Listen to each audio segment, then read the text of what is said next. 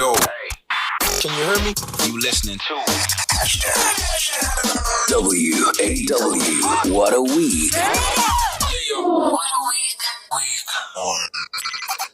Eta, welcome to another episode of Wow, What a Week. Our guest this week, she has pirouetted her way from Soweto to some of the biggest world stages. She's performed for kings and leaders. She's the first black ballerina to do Dying Swan in Russia. She's always on the radio. She's always in black. Her nails are always nude. But she's not. She's next. This is Wow! What a week. What a week. Celebrity guest. Celebrity guest. So we were having a discussion with the team, and they were saying, would you interview Kitty? She is a ballerina. I was like, no, Kitty. I did ballet for one day in grade 3. So, of course, I'll interview Kitty Phetla. Hello, Kits. How are you? Grand. Kitty, Yeah. what's in her name? So this is very interesting. I won't say my full name. So Martin's the man that discovered me when I went to Orange Grove Primary School. Yes. So I don't know what happened the one time. I think it had to do with an invoice. Mm, And he's a white Jewish man. yes. And I used to be made fun of at school all the time with my name, my surname. I mean, people would say Kitty Phetla, things like that. You know, it was horrible in primary school. But then there was this life-changing moment. It's like, your name is long. Mm, From today, you're going to be Kitty. And my face just lit up. It literally changed my life, changing the name to Kitty, you know, because then I didn't have to be defined by kids making fun of my name and my surname that I'm very proud of, you know. So, and that's how I became Kitty. Yeah, to this day. So Martin decided, hey, this Jewish white man, I'm going to call you Kitty from now on. Yeah. what is your full name? Oh, white guys. I'll tell you my Betty name. It's such a beautiful name. Yes. Pulumezi. Polomate. Yeah. What It's is a that? water creature. It's a water lizard. Yeah. Okay. Yeah. What's your other name, Kitty? Oh. It's your name. And now is the time to embrace it. No, I mean, you know what? I think the reason why, you know, Butter, you become your name. Yeah. So, I think as a child, I saw too many things that I think a child shouldn't see Okay. at my age and growing up as well. So you live up to that name. Things like what? Man, you know the time where our houses used to get raided in Soweto, white policemen coming in, raiding the house, beating your mom up and turning the house upside So down. you saw all of that? Yeah, I saw all of that. It happened quite a lot in Soweto. Yeah, so it happened quite a lot, you know. So so we used to have some uncles that used to work for ANC, and yeah, so our house used to get raided all the time. Yeah. So how did it feel as a child seeing mom getting beaten up? Sure, you know, at that time you knew that's not right, Mm, but you can't explain it. sure. You know, because for me, I never felt like we always felt love in the house, you know what I mean? So here's our little humble abode, and then suddenly it's raided. Yes. You know, it's turned upside down. These men start jumping on the couches, the little bit that we've put together, you know, and just ransack the whole place.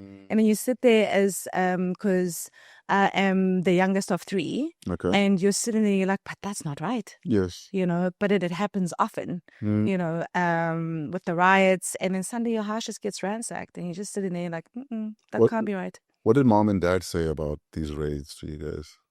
You remember we come from a time where parents don't really articulate to kids exactly what's going on. Mm, So you just see it, but there's no further articulation. You can't even ask questions. yes. It's something that just happened. Yeah. I want to play a quick game, right? It's just to warm you up a bit, warm your brain up. Yeah. Get your whistle going. Oh my God. It's 10 questions, rapid fire, and don't overthink it. Mm-hmm. Are you ready? Yeah, I think so. Who in your family has the best dance moves? I would say my late brother, Nutcracker or Swan Lake? Swan Lake any day. High heels or sneakers? Both. If you weren't a ballerina, what would you be doing right now? Psychology. What's the first thing you do when you get home from a long day? Take off my bra. In my mind, I'm thinking she probably takes off her bra first and then everything else. Which stage performance was your absolute favorite? Sure. I would say going back to the Truth of Space at the when I was awarded Stand Up and Young Artist with producer Makatini. Yeah. One word your family would use to describe you. One word my family would describe me. Clumsy. But you can dance on your toes. I'm extremely clumsy. I'm a klutz. It's true. So, are you a clumsy ballerina? No, I'm just clumsy with everything else. Yeah, I walk into walls, doors. I trip a lot. Even in the studio, I'll trip over my own feet. I break things. I've got butterfingers, things like that. Yeah. Yeah, I thought it was just me, and I don't do ballet. If you could dance with any global artist, who would it be? Oh, that's interesting. I think it's more like working with a choreographer, Yuri Kilian. Yeah. Tell us about him quickly. Yuri Kilian is one of my biggest inspirations, but dancer though, she's much older now. Sylvie Guillaume. Okay. For me, she exudes everything that has got to do with classical, contemporary, neoclassical. She's the epitome of perfection when it comes to the entirety of what a dancer should be. Yeah. Soweto street food or fine dining? Fine dining, thank you. Would you do breakfast or afternoon radio? Afternoon. And finally, if you could bring back one of these two famous ballerinas from the dead, Maya Plitskaya or Beryl Gray, who would it be and why? Maya Plitskaya. She's just so, I love her quirkiness and I picture her in my mind. She was so romantic. That's what I love about her. Yeah. Her style was very romantic. She had beautiful lines for then, you know. So, yeah, I love her romanticism with everything that she does. Yeah. And she's such an artist. Her quality is just so beautiful. Yeah. I did ballet for one day. Grade 3. There was a girl I liked, Frances. I think she's now a doctor in York in the UK, if I'm not mistaken. Okay. And I thought she was the love of my life. There's when you're young, you think you love someone because we're meant to be together. Yeah. And there was ballet happening at another school, ballet classes. So me and my boys decided we're starting ballet today. Because some of these little white girls that we liked were also doing ballet. And we went wearing our white gym pant. Because we didn't have ballet clothes. We went wearing our white gym pant. I could just imagine it. No jock straps. Nothing. Our PE tops. Oh my gosh. And our tackies for PE. And then we got there. And we realized that we don't fit in here. We're not even wearing the stuff. We're the only black boys there. I think there was one white boy. And we decided we're not far from the mall. So we went to the mall and bought sweets or something. So I almost did ballet. But you showed up. That's a beauty. Because of a girl. It's always got to be about love, eh? Yo. Always. How far have you gone for love when looking in your life? Sure, that is interesting. As far as believing in polygamy, yeah. Hey, for real? Yeah, I do. I do. As in, not that it's in an experience, but it's made me think along those lines. Yeah. What brought you to that place of, if done right, polygamy might be an option? Society first. There's more women than men. Do you know what I mean? It's very simple. I think us as women, we need to realize that it is something that we need to come around to and be more accepting of it if it's done right. And it holds really beautiful qualities, but I guess what it stands for today is something that is different. The dynamics are different now. But I think it's such a beautiful thing, because understanding where we are today, and I think it's always been like that. There was an interesting video on Instagram. This lady was explaining,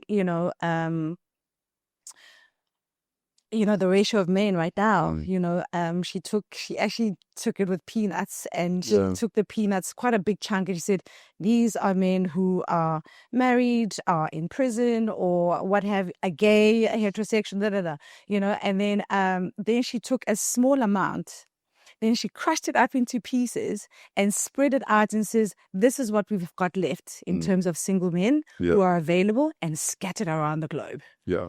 It's a very, very small ratio. Yeah.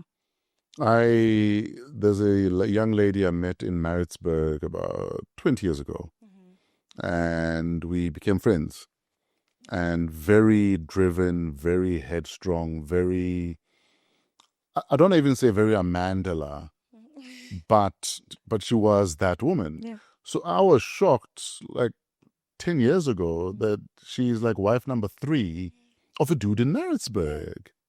And I mean, we never had like the bigger discussion about it, but my mind was blown. And I applaud her for that. Yeah. I think, and the conversation starts with men in courtship. Okay. Because you want to get to a place where, you want to understand a man better, but create a comfort that he would be able to discuss such things. That would you be interested, to be in a polygamous marriage? So would you want to disclose to the get-go, though? Absolutely. So that you know what you're walking into? Absolutely, because I think most of the time women get that surprise element, which I didn't understand why they're so... Of course. You can't just suddenly, we are dating, we get married, and then suddenly like, listen, I want to take a second wife. That's not fair. It has to be something that has to be done in courtship. That's why, unfortunately, it lies on you men. Okay, so you're not saying you will do it, but if it's done right and it dropped on your lap. Yeah, because I mean, essentially my mom comes from, her father had 2 wives. Yeah, and so did my dad. My dad had my grandfather had 2 wives. My dad's dad had 4 wives. Wow. So my dad is the only child of wife number 4. I think 2 is enough. He had 4. Wow, and maybe 2 is enough because my grandmother was resented by the other wives. That's the part and the children of the other wives. That's the part. And as a result, my dad was not treated well. Yeah.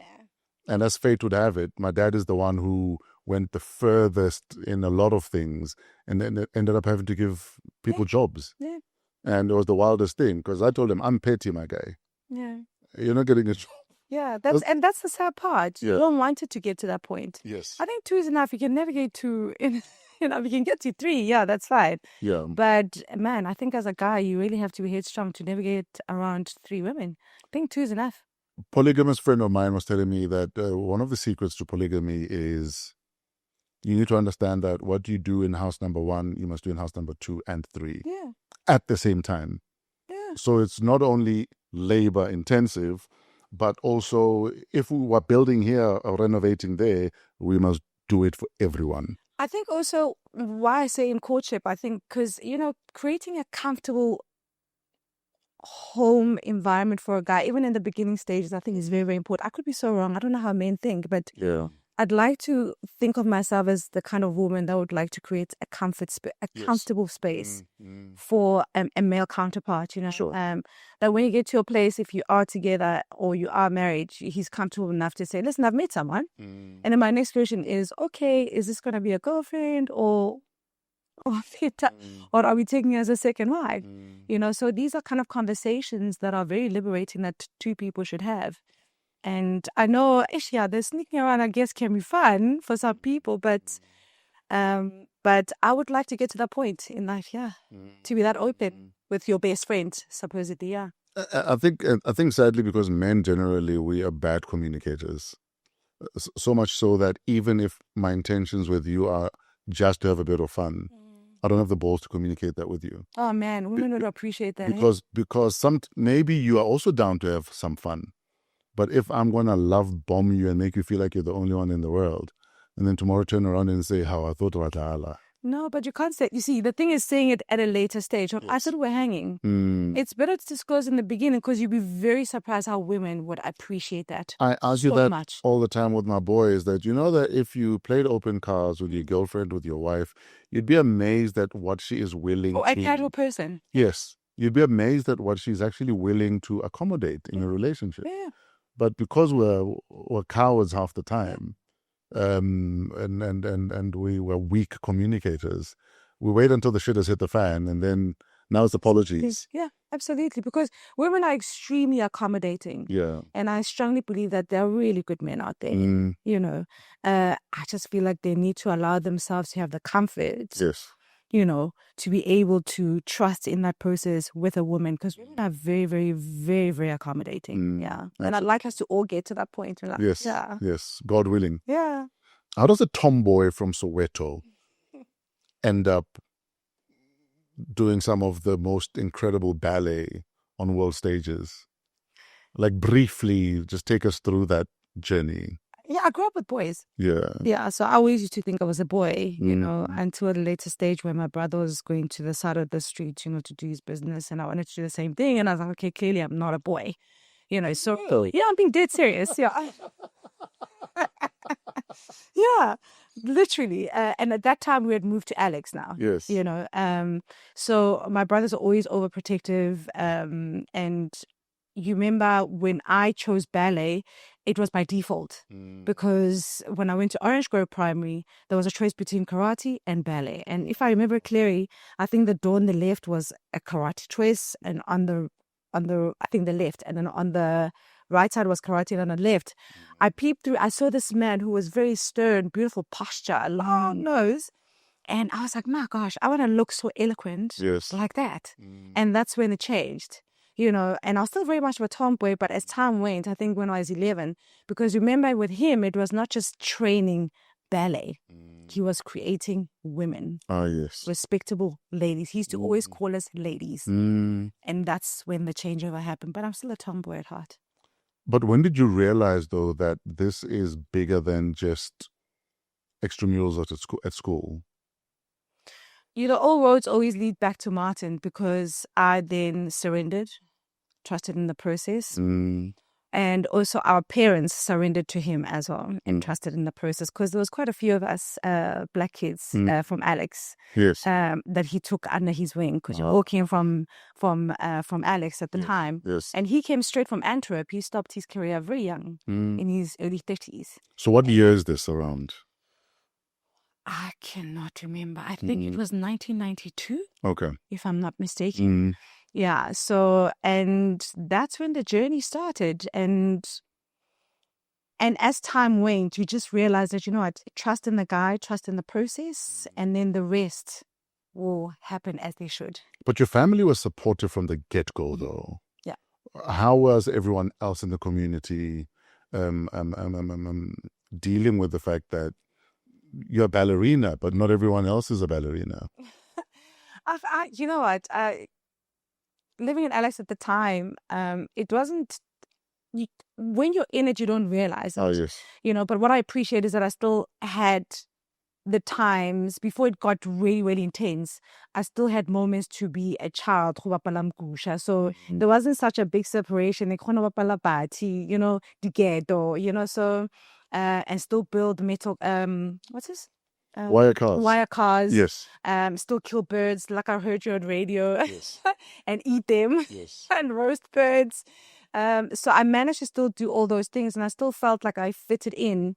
But then a significant change did happen when now we are with Martin from 7 o'clock in the morning, Monday to Sunday, you know. Yo. So, but then when school would finish at 2 in primary school, and then we finish with him at 8 o'clock. Because remember, we start off with once a week, and then he would choose kids that he would have 2 times a week, 3 times a week. And then essentially we were with him from Monday to Sunday. That was a massive, significant change. Now you missed out on what was going on in the streets in the hood. Because remember now, I was such a tomboy. I loved being in the streets. I wasn't a clean child, really. Yes, yes. So that was a massive change where you saw yourself being isolated from the other kids, from your friends, missing out on games on the streets. So it was a massive, massive, significant change. But at the same time, I felt like there was a massive support as well. Yes. From the community as well. Lorna Maseko was part of that cohort, right? Yeah. It was Lorna Maseko, Toriso Mahongwa, Soweto Maloka, Penelope Sholwe, Nonhlanhla Makhathini. I think I've forgotten quite a few names, but those are the ones that actually stood the test of time. Yes. All the way till the very end, you know. So the very end looks like what exactly? Where was the very end? So the very end, so Martin trained us all to pre-professional under Ballet Theatre African. And all of this for free? Or We not? had to pay fees still, but wow, he okay. took us under his wing. So for me, I couldn't afford. So my parents couldn't afford to buy me leotards and stuff, but Martin made a way, found a way. And they paid what they could. Obviously, yes. So, but he never created the pressure for any of our parents, you know, because for instance, some of the kids and Alex could afford some of the things and I would borrow some stuff, I would lend some, you know what I mean? So, so we just always made it work. But then pre-professional into professional, we finished school. And then unfortunately the company closed down, I think when I was 25 due to funding, and also Martin lost his mom as well. So things slowed down quite significantly. But Lorna left before the company closed down and joined the other ballet company. I think it was SABT at the time, South African Ballet Theatre. Yes. And then Penelope also left way before as well. So essentially the people that were still there until the very end was Teresa, I think Yolandi, and myself. Yeah. Yeah. Okay, so the gig stops. What happens after that? I was unemployed for about six months. I think I got fat, got quite disinterested in dancing. What does fat look like for a tall woman? Heavy, man. You can feel, you know. Yeah. You can feel when you're not comfortable in your own body. Okay. You know what I mean? Yeah. So, but also at the time, I remember, because my memory is very bad of the things that I did. I remember briefly, I also resigned from Martin. I was in a very, very bad space and I dropped everything and I went to the Netherlands, you know, to go and pursue a career in Holland. But I could also feel that, you know, I'm not at my best, you know, but I went and danced in the Netherlands for a bit. I think I was there for about 3 months. Did some private auditions, did a lot of classes with Netherlands Dance Theatre, which is such an amazing experience. And I worked with an incredible choreographer, Emil Greco. But then I came back, still unemployed. I was living with Teresa at the time. And then I joined Dirk Badenhorst's company, Mzansi Productions. And then that's when, and obviously when they hired me, they're like, you do know you need to shed down some kilos. And I was like, that's a given. I haven't been dancing for a while, but you need not to worry about that because I know that's what's expected of me. And yeah, and I was hired as one of the soloists in the company. And then eventually that company merged with what is Joburg Ballet today. Yes. And then you are one of the big deals there right now. Well, I was, so in terms of ranking, because with Mzansi Productions, we were just a company of soloists. And then when we merged with Joburg Ballet, because it was South African Mzansi Ballet, and then they became Joburg Ballet after that. And then they were handing out our rankings, because you have to have different rankings, quarter ballet, senior quarter ballet, soloist, senior soloist, principal. So I was ranked as senior soloist. And I was with them until 2019. Sure. Yeah.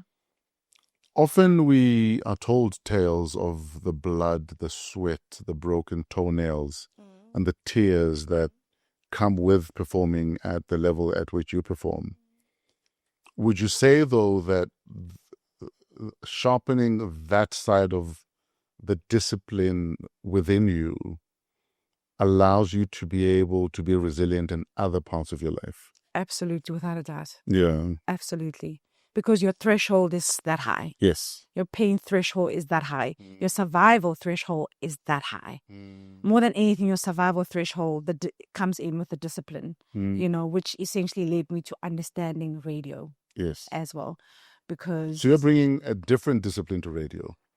Yeah, like because I'll tell you right now, a lot of people in radio generally are ill-disciplined. They don't care. They don't prepare.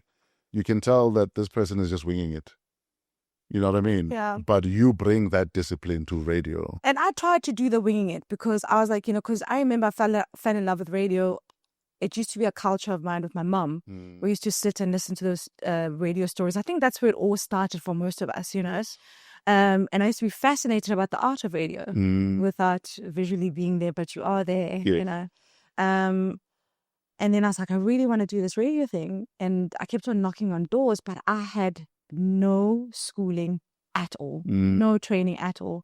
Eventually, I kept on knocking and knocking. Why? You name it. Eventually, I got to Metro. And I knew I didn't want to go to Metro, but I go, let me go knock.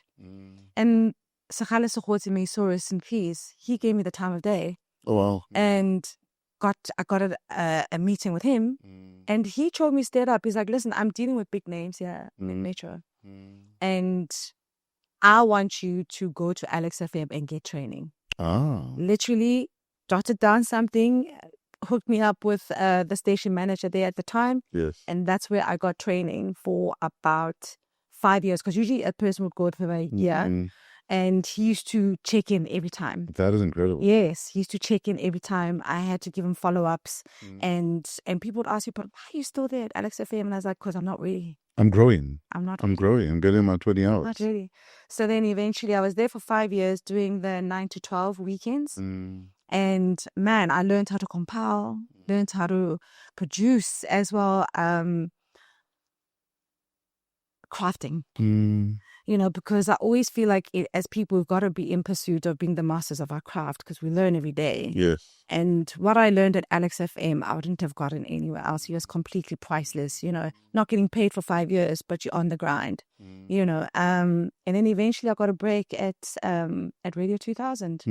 And I would come in, you know, my first show that was proposed to me was to do the 3 to 6 in the morning. I love Graveyard, by the way. I have such profound respect for Graveyard. You have no idea. I one day will volunteer to do a after midnight show because there's stuff I want to do on radio after midnight that is not being done right now. Yeah. And I've got such a massive story around Graveyard because when I was hired was 3 to 6 in the morning, and then they decided before they launched, you know, literally day before we went on air, that I'm going to do the 9 to 12 weekends. And I said, no, it's too big for me. It's too big. And then Sianda said, listen, swim or drown. Yeah. And I literally had to swim. And I remember I was on 9 to 12 for some time. It wasn't even a year. And then I got into trouble. And Carlita Sheikh calls me in. What had you done? So one of my first big interviews, I was interviewing Notende. Okay. And literally, remember, a month before I started at Radio 2000, I'd go to 2000 just to sit and learn the desk, you know, sit in people's shows. And I was like, I'm not going to make these mistakes because I linked it with certain mistakes that you can't do on stage. Yes. That I will not do on radio. And my biggest fear came to light. So I was interviewing Notende, had a lot of practice. And then I decided I'm going to switch on all the mics, but the levels were down. My level was up. So, but her level was not up. You know, her fader was down. Yeah. And I did the whole interview sound like I was talking to myself, but you could still hear her. Reflecting with self. So what did Kalito say? No, listen, he gave it to me. He said, listen, you took my radio station up to here, from here to here. And he threw this disc. He says, go snoop yourself and hear how horrible that interview was because you literally, you know, basic radio one-on-one. You messed up big time. And I was unscheduled for about, I think, a month or two. Yeah, he was brutal. I think that was drastic, but yeah. Yeah, so, and then, but my punishment was really beautiful, though. I had to sit in and run people's desks. I did for David Bashavela, I did for Enes Pillay. So you became an engineer. Because I think that's another thing a lot of radio programmers forget to do. Is to remind your presenters that they're also sound engineers in the middle of their shows, especially if you're running desk. Yeah. So output is everything. Absolutely. But the most memorable times was the times that I spent with David Mashabela. Yes. Taught me tricks, you know, and I thought, this is incredible, man. So you went to University of Radio. Oh, man, it was incredible. That's where, for me, you know, because I got the training of radio at Alex FM, but the makings of radio, you know, David Mashabela was a pivotal point for that. He was your sensei. And silently so, hey, without him even realizing. Yeah. And then I got demoted to 3 to 6. But for me, it wasn't a demotion. It was fire. Yes. I had so much fun because I was left alone to produce, to be a tech guy, and to run my own show.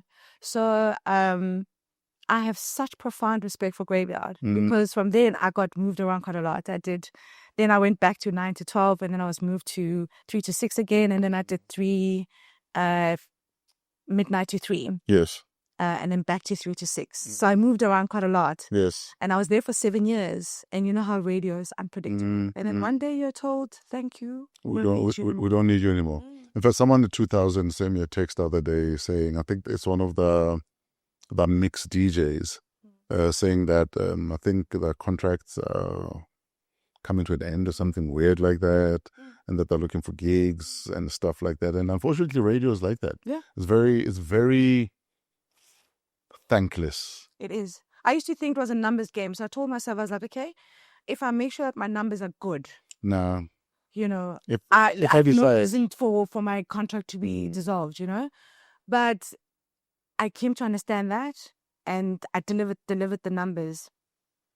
Nope. If my wife wakes up and decides that I think her voice is rather annoying, I might make a programming decision based on that, and not based on numbers.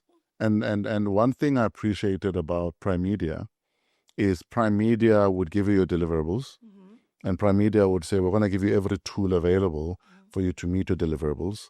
But every week, we're going to see that you're hitting your targets. That is how you should be managing a radio station. Give me the targets, give me the tools. If the two make sense, let's continue playing. It can't just be on a whim that you decide that Kitty must go now. Oh, Kitty's too big for your boots now. Kitty must go now. And that's what's happening with a lot of radio management. That things are just done on a whim. And you know, it's so funny. I got to a point I was like, I've given up on radio. And then, you still knock on doors. And I don't fear knocking on doors. I don't fear starting from bottom. Yes. And I don't fear working. You've been unemployed in the Netherlands. Yeah. So yes. You know what I mean? I really, really have no fear for it. And then I went to Trans Africa. Yeah. Busi, beautiful, beautiful boss. So inviting, so generous with her time, and she allowed me the space as well, to continue to grow. And then from there, then COVID struck, and then I was not employed. I was unemployed. Sure. And then I find myself now at Channel Africa. Yeah, it's a monopoly, man. Yeah, it was interesting. Talking about Aldrin Mohotsi, may his soul rest in peace. He was that guy, though. Aldrin was very selfless. I think Aldrin often downplayed the giant that he is, the giant that he was. And I remember I started radio in 92. I was 19 at the time. And in 93, by 93, I'd met Aldrin. So I'm working on a little radio station in Bots, RB2. Aldrin is this big shot radio bop DJ. And Aldrin came to Bots once to do a gig. And he gave me his landline because there were no cell phones at the time. And we kept in touch. Aldrin will call and check up on me. And then he said to me, when are you bringing your demo to Bop? Wow. So then there was one time I literally stole the car from home, prepared my demo. It was on a reel. And Aldrin waited for me at the border. And we drove to Bob Broadcasting Complex, and he introduced me to Mudisa Mudise and said, please take his demo, listen to it. I think this kid is hot. Cooker. No, Aldrin is that guy. He's a cooker. And then he took me on a tour of just the complex. And then he said, oh, by the way, Bra Rex Rabanye lives down the road. Wow, that's... let's go meet him. From there, we convoyed in my stolen car and in his car to Bra Rex Rabanye's house. And we sat with Rex Rabanye having tea for an hour and a half. I'm like, what is this? It's like that connecting of the dots. Like for me, it's like full circle sitting in front of you. I've followed you on radio for so long. And it's like a turnaround point. And what you're saying about Aldrin is quite interesting. It reminds me so much of, for me, the art of radio. How I learned the art of radio is through Greg Maloka as well. The artistic side of it. Yes. How to create that imagination as well, because we used to sit down a lot. He's a great mentor as well. So it reminds you of that. So I was very fortunate enough to meet those kind of people to connect the dots. Yes. As well. So it's really beautiful how you meet people for certain reasons. Yeah. But radio remains radio. So that love affair with the radio It's in your heart, embedded. Yeah, it's embedded. Yeah. But it's so funny. For instance, people always ask me, "Do you love what you do?" And I tell them easily, "No, I don't." I love the respect that I have for it. Ah, yes. Yeah. Are you passionate about what you do? I'm like, no, I don't.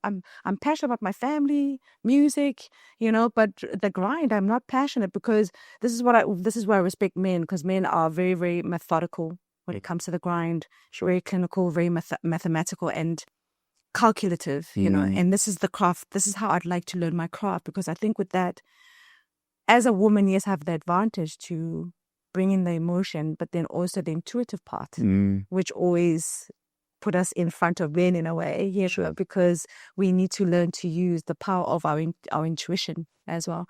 So for me, man, I'm passionate about my personal life, the things that I enjoy. Sure. But when it comes to the grind, I just respect it, because I've been taught to respect myself. Yeah. And with self-respect, you turn to respect the things that you want to achieve. Self-love leads to self-respect, and often translates to, if that's the high regard they hold themselves in, I better match it or get out of the way. Absolutely. Yeah. Absolutely. And that's what Martin taught us. Yeah. You're a lecturer though. I'm a teacher. Yeah, I'm a teacher at NSA. I've got my own studio as well. Okay. I teach at the National School of the Arts, and this is where I went to high school. And it's also quite a turnaround point as well. And it's very interesting, the kind of kids we're dealing with today. And sure, my brain is always like exploding every day, because the kids today are so different. Yes. And I am constantly trying to navigate. Like what, for instance? Like, what are you dealing with that you are not like that at the same age? Yeah. They know so much. Oh, yes. There's that also. Yeah. They know too much sometimes. Yeah. But, when it comes to the craft, yes, the mentality is so different.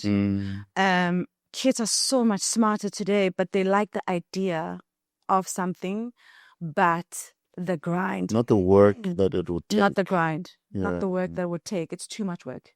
Are we creating better ballerinas now or 20 years ago? It's 50-50. We have better quality, but there's too many options. Sure. For instance, I'll talk from my personal point. I've got my student, I've got beautiful students, but I'm grappling between the options that parents have created for them, and rightfully so, because, as a parent, you want to create options that you never had. So a child of 8 can't commit to just ballet. Yes. They have to do swimming, they have to do piano, they have to do hockey, they have to do this. So I'm fighting for that 1 hour a week or 2 hours a week. So it almost becomes difficult for them to master it at the level they could. Absolutely. If they gave it more time. Absolutely. Yeah. A child at 9 should be coming to ballet every day. But I've got to understand that they have to be loyal to their options. Yes. They can't have one option. Having one option is not an option. You know what? I think it's beautiful that can happen, that children have these options. It's a bittersweet. Yeah. But we are also creating children that are not necessarily going to know how to stay the course, be steadfast, resolute, and see something to its logical end. Because now there's another option. And I see it with my kids even. Me too. I mean, my son was brilliant at tennis. He quit. He was brilliant at basketball. He quit. I'm talking so good, I could have retired. But when a child loses interest, what do you do? What do you do? What do you do? Like, I'm raising my niece. She's my little girl.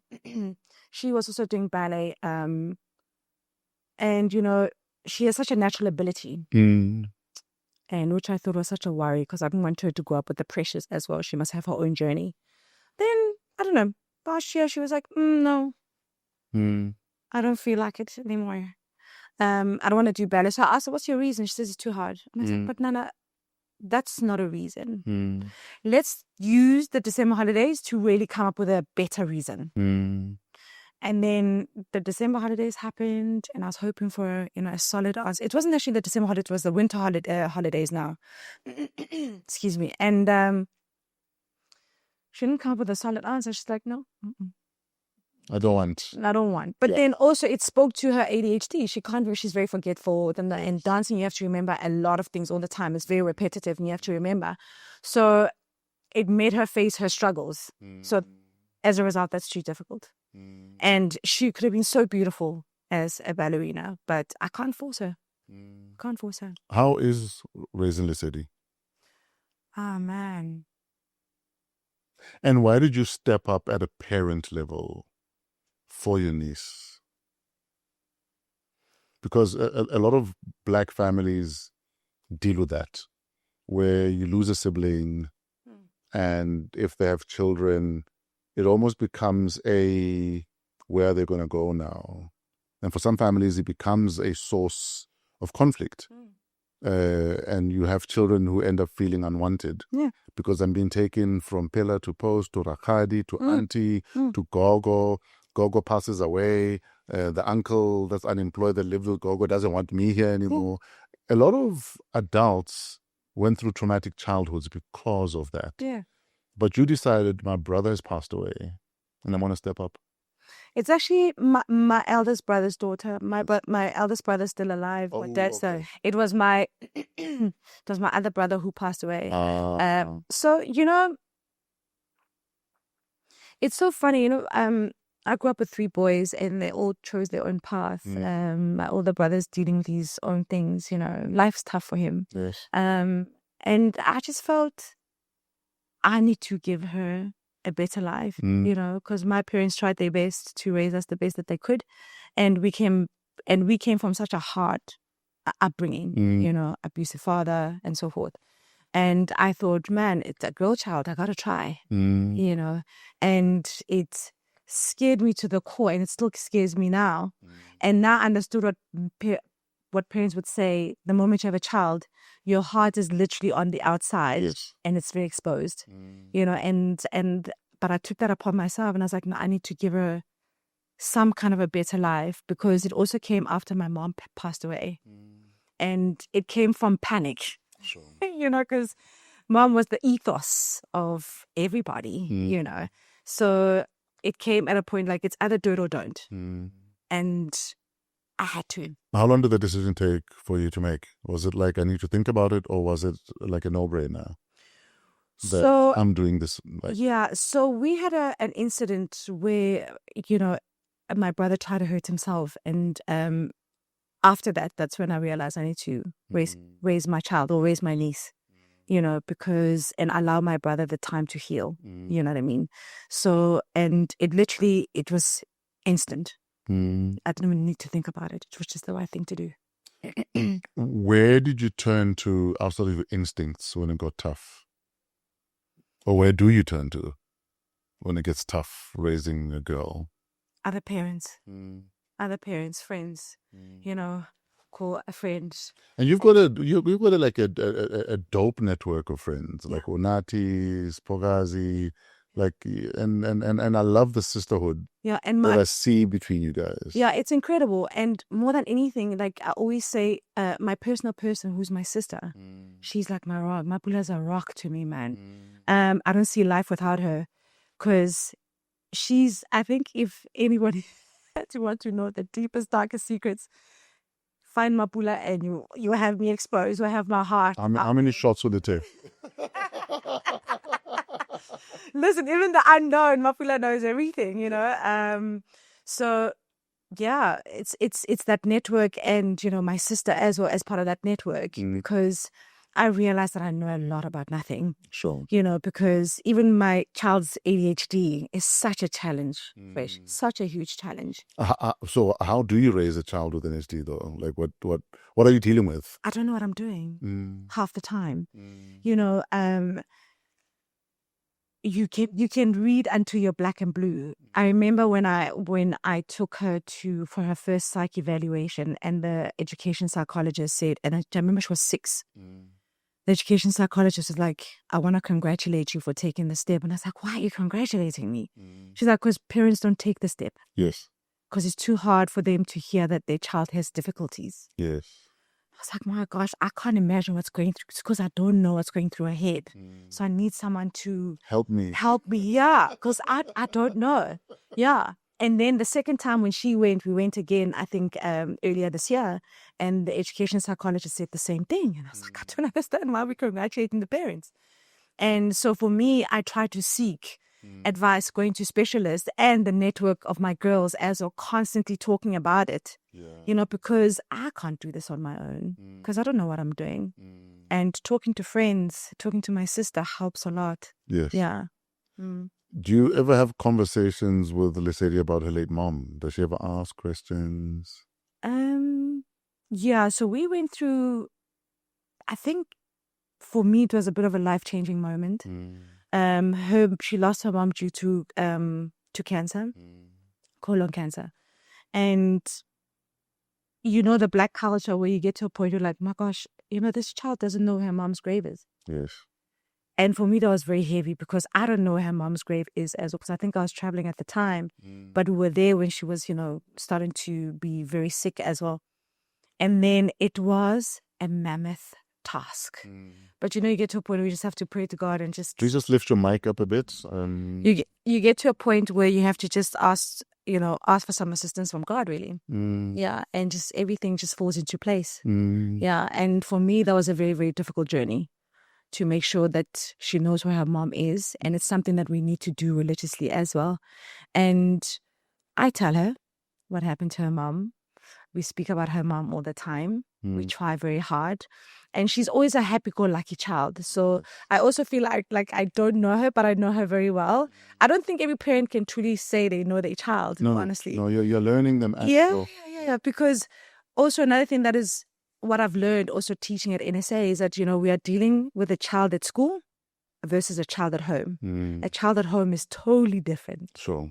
Versus to a child at school. So I'm learning my child every day.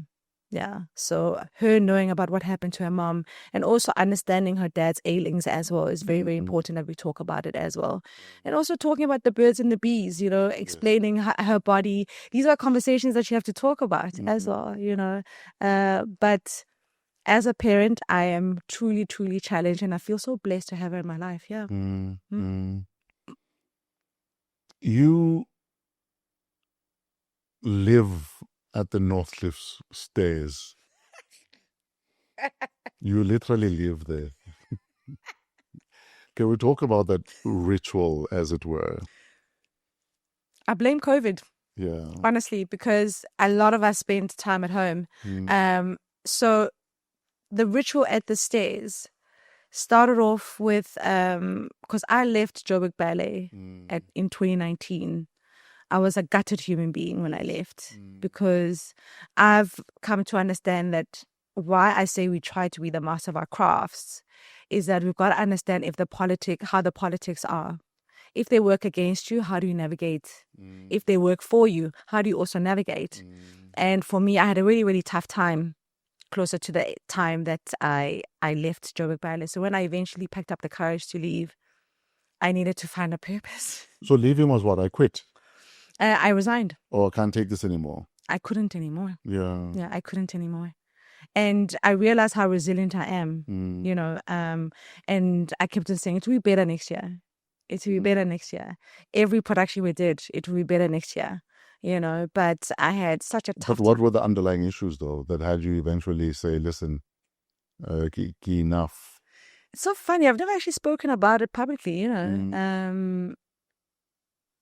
It also speaks a lot to the death of my mom. Because 2017, I lost my mom. And I remember this was such a huge learning curve because I realized, okay, no, I'm not going to go back to dancing. I decided I'm going to quit. I'm not going to. But realistically, I was due to be on stage 2 weeks after we buried my mom. Jeez. So, and I was opening night for the lead. And they kept on sending me videos and stuff like that. And it was a new production. Jeez. Yeah. So, but somehow 2 weeks later, I don't remember a lot. 2 weeks later, I found myself, I was on the premiere, but there was a lot of politics happening with management, where I got to a point where I was always true to the fact that my work has to speak for itself. I'm not an arrogant person. I'm not going to be loud about my work, but my work must be loud, must speak volumes. You can never say that I am lazy, I never show up. you know. So I got to a point where I was thoroughly misunderstood in a place where I should feel safe in the studio. Ah, yes. Yeah. So you are judged from here to Timbuktu, and someone's trying to figure you out every time while you are trying to figure yourself out. So that was very, very frustrating for me. And then eventually it started affecting performances. So it's okay if someone doesn't like you, Fresh, but I always knew that I'm always going to be on stage because my work speaks for itself. Yes. So eventually I would do all the rehearsals. So how it works is that you get cast for a certain role and you get different places, right? And that's your provisional cast list. Okay. And then you would do all the rehearsals. You would get the lead roles, what have you. I was a senior soloist. And then when it comes to interviews, your name is there. You must go do the interviews. You're the black face, supposedly. And I never like to use color, you know, because for me in my industry, I feel like you're either good or you're not good. I don't believe in black excellence either because excellence has no color, you know. So, and then it got to a point where I was always there rehearsing. Whenever I'm needed, I'm there. And then the performance cast list comes up. My name is nowhere to be seen. Yeah, so I'd be on the bench. Yeah.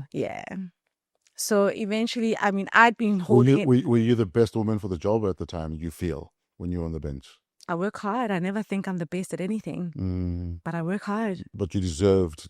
I don't deserve anything. No, but what I'm saying, though, is the work you put in, should it have guaranteed you be on the starting lineup? Absolutely. Is what you believe? Absolutely. And did you address it with them? I'm passive aggressive. I feel like my work should have been enough to speak for itself, you know. And also weight became an issue, and it never was an issue until it became an issue. Okay. Yeah, I can't deny that. So you sat with me like this, and then one day you decided, I don't like the way you are. No, I never had a weight issue. Yes. You know, but because I was not dancing that much, you benched me so much. Obviously, I'm going to get heavy. Okay, I hear you. Yeah, the body needs to keep going. You know, so, and then it became an issue. But then, and then eventually I was like, no, I'm out. Yeah, I was literally, I'd rather be broke than having to deal with this every day. Let's talk about the fear of choosing peace and mental health over whatever peanuts you may be giving me, because it's not an easy call to make, especially when you have a mouth to feed, you have other mouths to feed, you have other people looking up to you. Absolutely. But also, I'm losing my mind here. Why should I stay here? Yeah. I'm never a person that scrutinizes mental health, whatever. But you know, I just needed to get out, because when you get to a point where you're at the parking lot, I'm not one for panic attacks, but when you don't understand what's going on here, and you're in the car, and that feeling at its wall. Yeah. And I started having to deal with a lot of those every morning. I was like, it's not healthy. No. I can't explain what it is, but it was very, very uncomfortable. And I remember a very close friend of mine who also was at the company, but before they changed names, Yolandi, she explained the same feeling. I was like, man, dope, we call each other dope. I was like, man, dope, that's a very horrible feeling to experience. No. And then now it came to me and I was like, wow, okay, I get it now. And I was like, okay, thank you so much. Peace out. You know, and then after that, that's when someone introduced the stairs to me. A fellow dancer, Shannon Glover, she introduced the stairs. She's like, let's go to the stairs for your peace of mind. And then she introduces, she bounces, and I got stuck on it like ballet, you know, you sink your teeth in, and I just wanted to. It started off with 2 circles, and I was like, okay, I'm okay. And then started with 4 circles, and I became an obsessive compulsive. Started doing like 10Ks every morning. And it's still my ritual to this day. Now, because of NSA, I'll do about 6.5 Ks every morning at 5:30 in the morning. And sometimes in the afternoon, like today, I missed it this morning because the little one had a test. So we had to do the ritual dance so that I can motivate her, and then I'll catch the stairs in the afternoon. Yeah. How else what else is therapy to you? Music. In this cruel world that we're living in. Music. Music. What are you listening to? Family. So Joe Coltrane. Yeah. I like to dabble between Coltrane and Keith Jarrett as well. Yeah. So and you're a vinyl collector. Yes. Yeah. Yeah. You're playing records from a record player from the 80s, if I'm not Yeah, mistaken. yeah. I'm 42 and my radiogram is as old as me. Yeah, it's from 1983. Yeah. Yeah, so I play my records from there. And I'm told you're a regular 44 Stanley, where you go buy records. Oh, gosh. Yeah, you seem to know my secrets, eh? I know everything about you. Yeah, I tend to go there because, man, it's such a cool spot. Yes. You know, one day I see myself just like, doing like, I don't know, just a show, just like being surrounded with these vinyls, because records are such a beautiful culture. It's part of our history, man. Yes. Globally. Mm, Globally. And it gives me a sense of peace. absolutely. Yeah. I've been collecting records since I was in grade 2 or 3. Yeah. So welcome to the club. One of the reasons we have you on the show is because it's Heritage Month.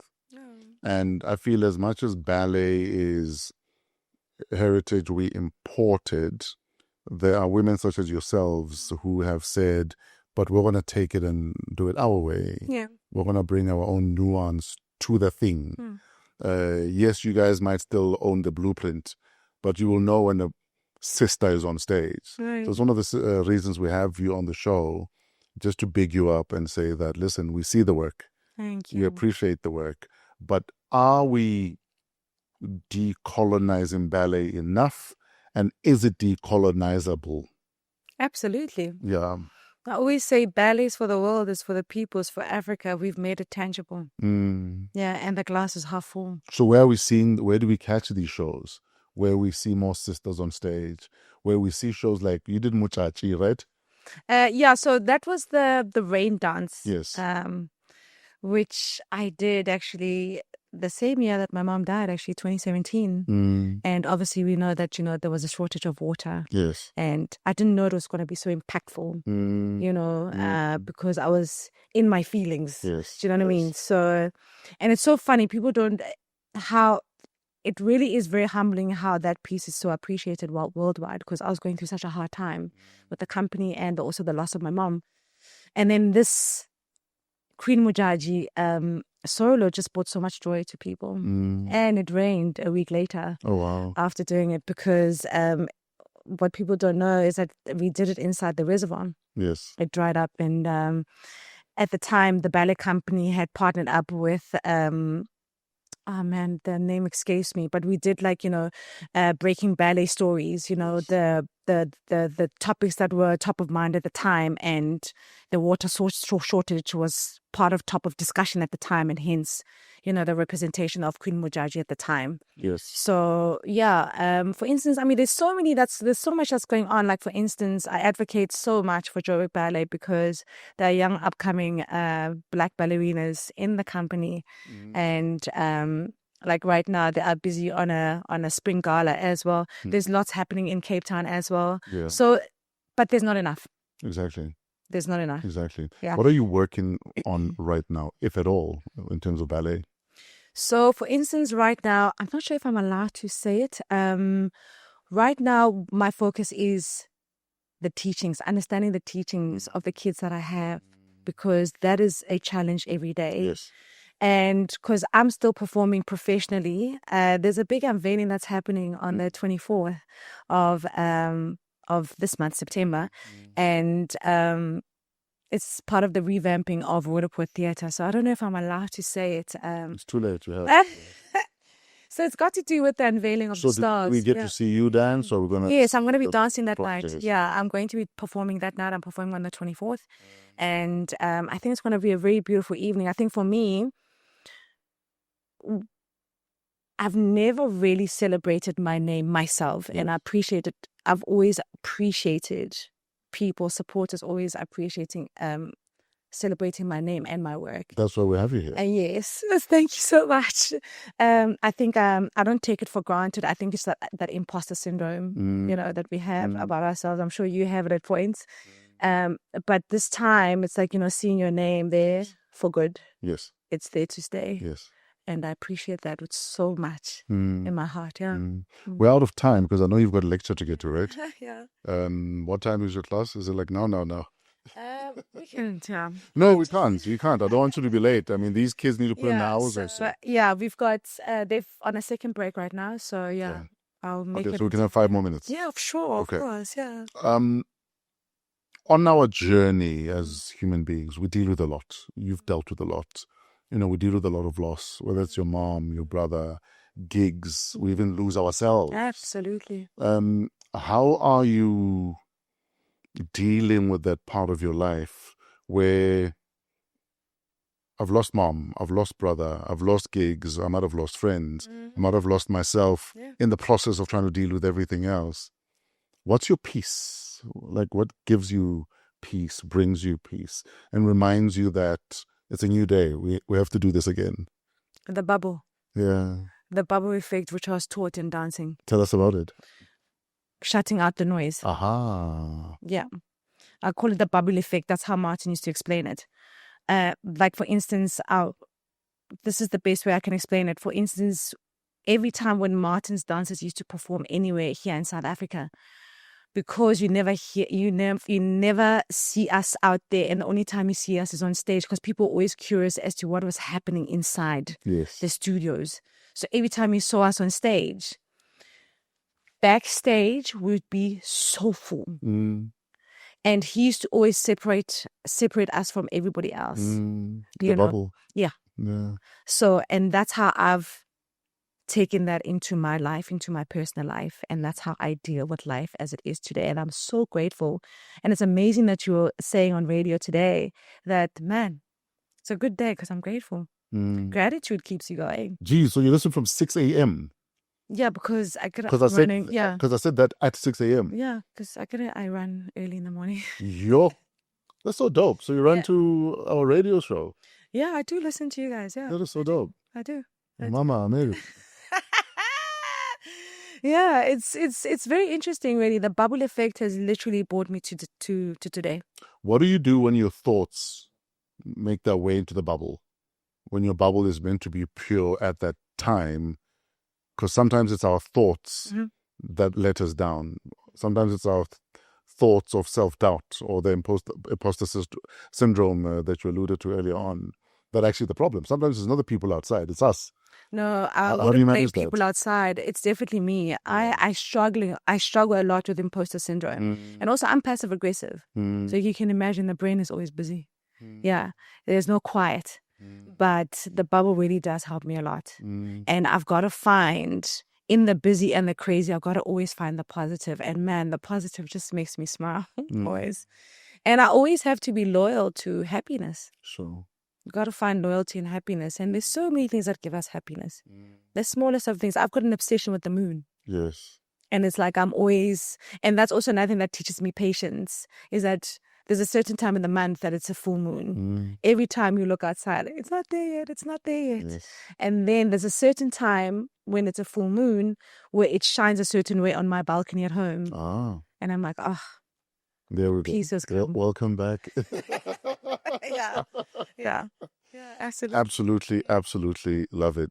We are out of time, like I said, not because we don't want you to stay, but because you have kids that are waiting to suckle from your knowledge. Absolutely. And They drive me crazy that I know them. and it's worth it, though, eh? Yeah. I think I'm the kind of teacher that I'm not their favorite because I'm very strict and I shout a lot. But they'll remember you in 20 years. I hope so. I think because you're instilling in them a discipline that they will be able to apply in the rest of their lives, for the rest of their lives. Yeah. But they don't know it yet. Yeah, and for me, what I want them to always take with them is to always show up for yourself. Yes. Just show up every day. Yeah. I remember I was training a student this morning, making her run because she's got her ballet, her majors soon. And I said, feeling sorry for yourself is a luxury, because then you are in your feelings, allowing yourself to not show up.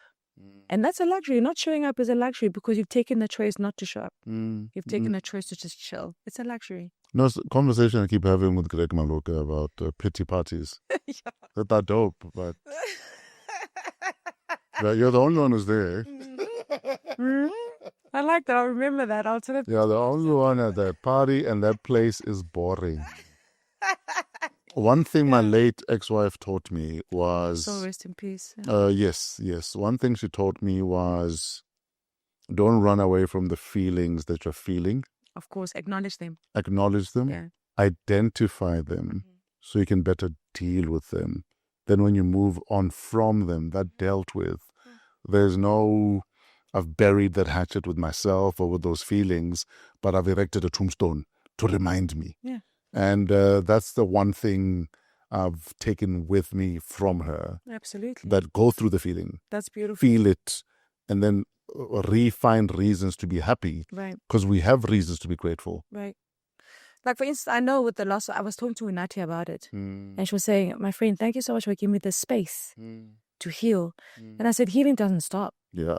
You know? It's for the rest of your life. Yeah, it's for the rest of your life. And then when you get to heaven, you shout at them, why did you leave me? Yeah. So you're not healed. I mean, your late wife, the passing of my mom, you realize that there is a massive part of you that just goes. Yes. So now you've just got to carry on with life, navigating the new half of you. You know, acknowledge it. Yeah. That there's missing parts, but we live with those missing parts. Yeah. And we spread light to those missing parts. Yeah. We were having a conversation with the kids the other day because they understand that we communicated every single day since 2002. And after our separation, we actually communicated even more. Yeah. We actually became closer in our separation and divorce. Yeah. And so they understand the gap that has happened now in my life. It's huge. Because it's been comms, because we communicate 10 to 20 times a day. Yeah. Every day. Yeah. For 23 years. And speaking of that, as a child, you're like, oh man, my mother phones me like 5 million times a day. To this day, what I cannot navigate is that I can't pick up the phone. It stops immediately. And it stops immediately. Yeah. And she used to call me every day. That's why I say to people, guys, communicate with your parents. Yes. And I appreciate that she was that kind of woman. 3 o'clock in the morning, happy birthday. Yes. And that's why I don't celebrate birthdays. I never have been because it's just between you and God, Yeah. But I appreciate that. And I guess that's what creates that significant gap in a hole. Absolutely. And that hole will always be there. And there's no warning. It happens immediately and you must deal with it immediately. And still live. Yeah. And still show up for everyone else. Loss is every day. Yeah. Loss is every day. Yeah. It's like when you dream of that person, you wake up, you're like, yeah, just lost that person again. Yeah, and it's fresher and fresher and fresher. But we just got to acknowledge and move on. And the bubble for me keeps me going every day. Yeah. And like I said on the radio this morning when I spoke about gratitude, it doesn't matter how down the chips are. Yeah. There's always something to be grateful for. Yeah. There's always something to be grateful for. Yeah, because things are rough, man. So tap into that. Yeah. Tap into that. Yeah. My prayers to God now are not, I never ask God for anything. I just thank Him for what I have already. I thank Him for lessons from what I've lost. Yeah. Yeah, I think because I'm sure He also gets tired, man. It's like, yeah, this one is back. Ask Him for more. Yeah, I think the older I get now, because it's so funny, like I just realized, for me, I just feel like, the relationship with God now has to be more intentional. And it's really beautiful to be the age that I am. I guess you always used to hear people saying that in your 40s, life is really clearer, and it really is. It is. It really, really is. Yeah. Because you acknowledge that you're sad at times, but you've got to just be loyal to the happy moments because they are there all the time. Yeah. Because. Yeah, absolutely. Yeah. We have to let you go. Oding shouted at because you need to go teach and lecture. But thank you so much, Kitty. Thank you for your time. Thank you for being the light in an environment where a lot of our daughters and sisters might have felt like, I don't have a chance here. I can never dance in Russia. I can never dance in Europe. I can never dance for the royal Dutch family or for a Nelson Mandela. You've done all of that. Yeah. And you continue to dance. And this Heritage Month, we just wanted to remind you that we see what you do. Thank you. And we see your efforts to remind people that I'm a black girl doing ballet. I'm not just a ballerina. Because unfortunately, you also have that weight on your shoulder. that you're also still representing us. Yeah. You know what I mean? Yeah, And it's as that's unfair tough. Yeah, as it's unfair tough. as it might Yeah. feel, I need you to understand that it's a invisible load you're also carrying. It That the definitely minute is. you're on stage, we are all rooting for you. Thank And you. all of us are saying, yes, she's clumsy, but just not on the stage right now, God, please. Oh, thank you. Yeah, no, I appreciate it. Honestly, because I think more than anything, kids have to take. It's that whole thing with mentorship as well. Yeah. I always feel like you can't choose the mentor. Yes. The mentor must be ready to Yeah. take in a mentor, and I'm so grateful to Martin for that. I could have done it without him. Mm. Yeah. Kitty, keep on your toes Thank you. and keep kicking butt. My ugly toes. They're fine. We hardly ever see them. My war scars. Yes. That's probably why she loves shoes that much. Yes. So that she can prettify the toes that she is bashing right now. And I never wear sandals. A collector of shoes, a constant wearer of black, always nude nails, an incredible ballerina. She kicks butt at radio, and we love her. Thank you very much, I love Kitty. you more. Thank you. Thanks for tuning in to this episode on this Heritage Month, celebrating people who are part of our heritage, but we don't make enough noise about. She is one of them. Coming to you from Discover TV in Fourways, Johannesburg. We're part of the Africa Podcast Network. You can email waw@africapodcastnetwork.com. Shout out Trevor and his crew at Pezulu Works. Lati for all of the social media. Keletso Modisakeng for all of the executive production that happens on this show. Until next week, have a wow week in spite of yourselves. Thanks for watching. Thanks for subscribing. Thanks for sharing.